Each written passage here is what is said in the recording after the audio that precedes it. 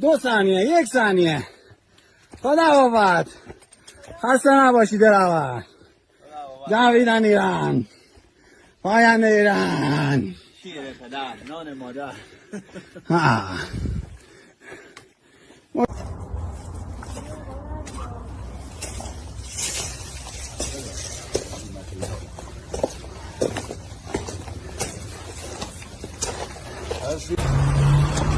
شوره مسیر بزدوش.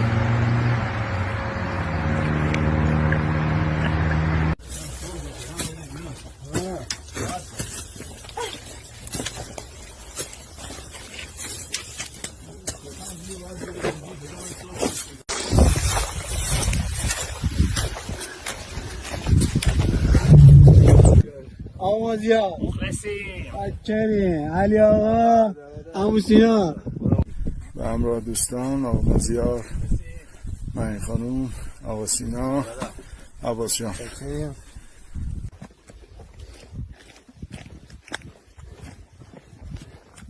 بابای اصغری که امور دود بیارده، هم دود اشونه.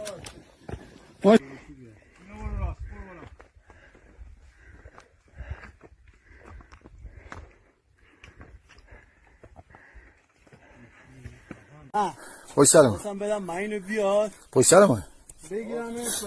نه 2 نفر 3 نفر پایین باشیم بهتره. بیا پس علیا بیا. من دار میام. ماشاءالله.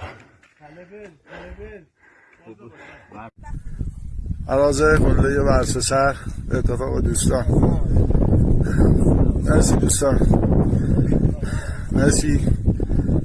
از جاده سوادکوه گوگل اومدیم سمت قله بزدوش.